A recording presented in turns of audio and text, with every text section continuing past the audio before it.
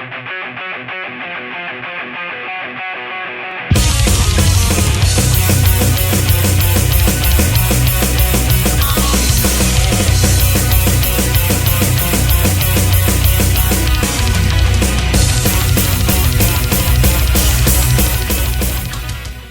everyone, welcome to the Metal Galaxy YouTube channel where we bring reviews, interviews, the metal news, live gigs, festival and much more into your living room. Subscribe and like as we have regularly new content, and this time we are staying local and we are reviewing Maverick's latest and newest album Silver Tongue, which was released by Metalopolis Records. And the support on this night was Alpha Sista, Phil's horn, a new band.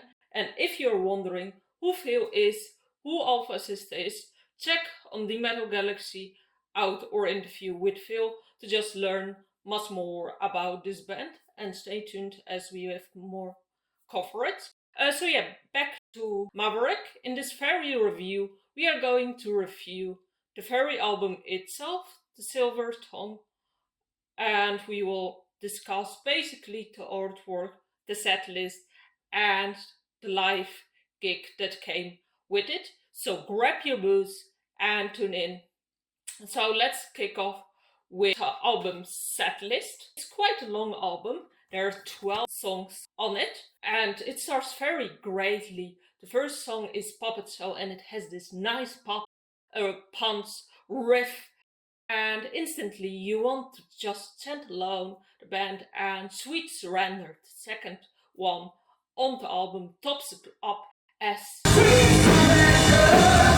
it's such an easy word to speak out, and how Dave sings, it's so tempting to just crank your volume up and just sing it alone, and nicely connects to the title track. So smart one.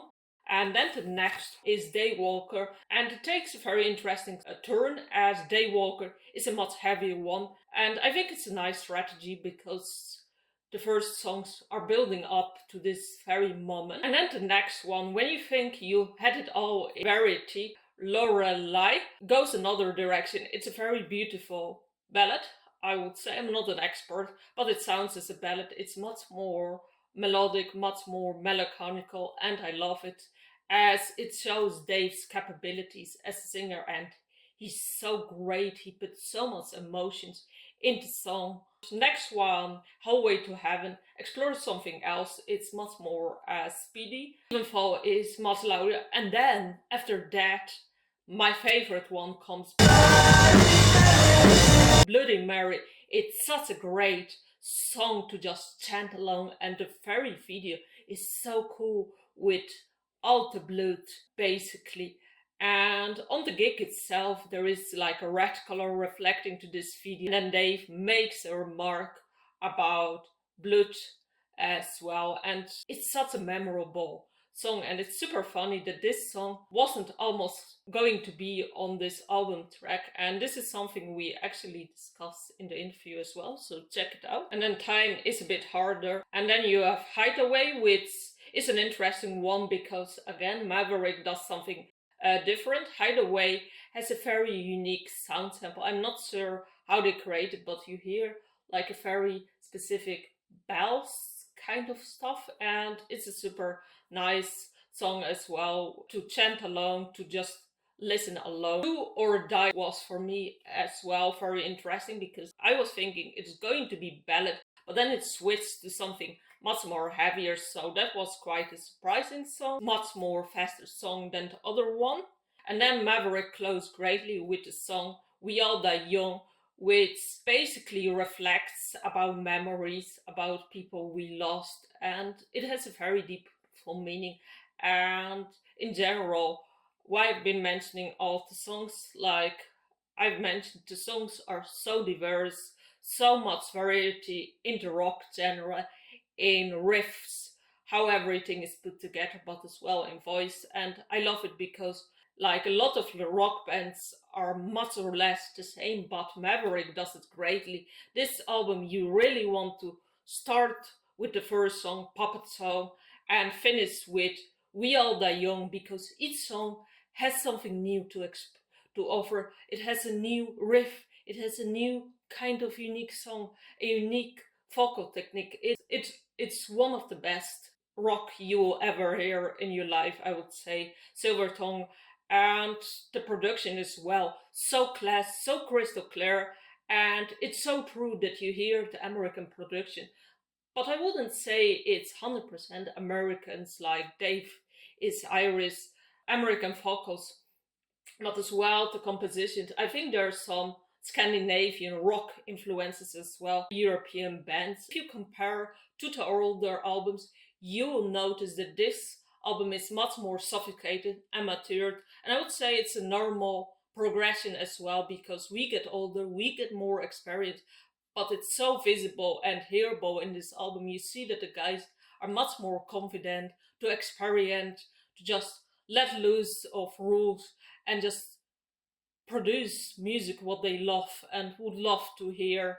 And with this album, you see as well that each of their musicians just hone their craft as well. And not that the old albums are bad, but I mean, with this album, it's a huge step forward as well as production wise. It's so crystal clear, and I would say experience is what makes someone.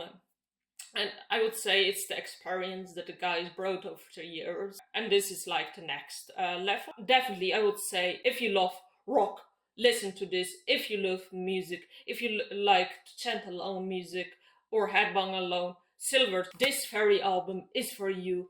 As the Setlist, it's amazing. And then bonus, like, if you look at the artwork, it's so cool with the colors and so on. And the guys like said as well that it's actually great for a t-shirt, and I agree. Like, it's a very great, flashy, basically album cover. So great one. So we had the album, which I say definitely a must buy. So let's see if the live gig is one to go or to skip. The timing of the gig was very interesting, as it was on a Friday, and basically at lunchtime the album Silvertongue was released, and 8 hours later live gig was there and the live show was there. And I would say it's a very bold strategy, because there is not really a lot of time for listeners, for fans to just get to know the music. But I would say it's a very smart strategy, because if people don't have the time to listen to the album, to really dive into it, they will be surprised at the night, because a lot of things you will not notice listening the first time. And I would say for new listeners, it's great to just listen to the album a bit, to get a bit of taste if this gig would be the thing to go, and then just let your surprise to be on the night. Only thing I would say could be better is the timing, because Fridays a lot of people at work, so I would say I had a hard time to find time to just listen to the album before I was going to the gig. So I would say a Saturday release will be much better for people to give a bit. The timing of the gig was very interesting, as it was on a Friday, and basically at lunchtime the album Silvertongue was released, and 8 hours later live gig was there and the live show was there. And I would say it's a very bold strategy, because there is not really a lot of time for listeners, for fans to just get to know the music. But I would say it's a very smart strategy, because if people don't have the time to listen to the album, to really dive into it, they will be surprised at the night, because a lot of things you will not notice listening the first time. And I would say for new listeners, it's great to just listen to the album a bit, to get a bit of taste if this gig would be the thing to go, and then just let your surprise to be on the night. Only thing I would say could be better is the timing, because Fridays a lot of people at work, so I would say I had a hard time to find time to just listen to the album before I was going to the gig.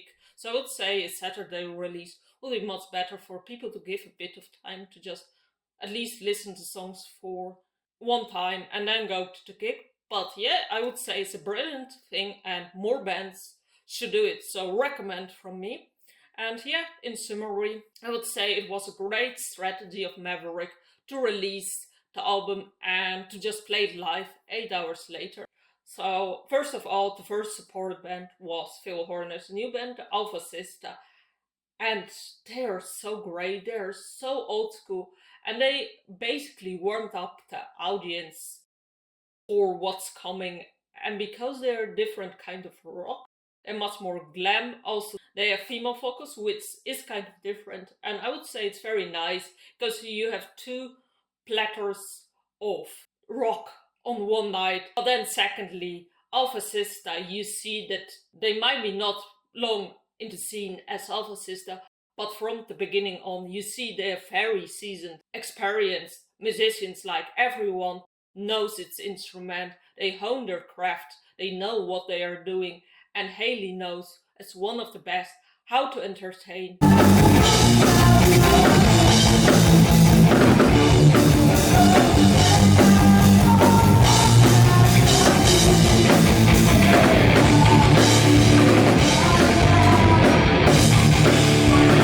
Audience, when to make contact, when to express the music, when to go on the ground. Like, it's one very show to watch, not only for the tunes, but as well for the kind of way how each of the members in a unique way expresses the song. Like, whoa guys, Alpha Sista is going to rock for many years, I would say, and it's one that you need to put on your bucket list. So, being warmed all up, Maverick arrived, and you see at Maverick that the band not only plays good music that they like to listen themselves, but they do it as well because they're enjoying each other companionship.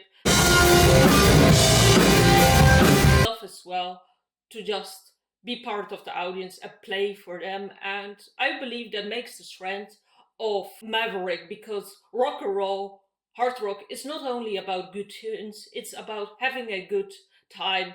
And this is what Maverick stands for. And I love how the guys expresses their companionship to each other, but as well how they are having a good night. And I would say this is what rock is about. And Maverick is a great representation of true rock. So guys, amazing gig, and I look forward to more Maverick gigs. And yeah, with this, we are coming to an end in the review. So basically, this very album, get it, as it will be the best hard rock what you will see ever in your life. And Kick and Maverick, both bands, Alpha Sista and Maverick, they're one of the best rock bands to experience. So for next time, be there and grab your own copy as well of Silvertongue. And yes, last but not least, I want to give a special thanks as well for Metalopolis.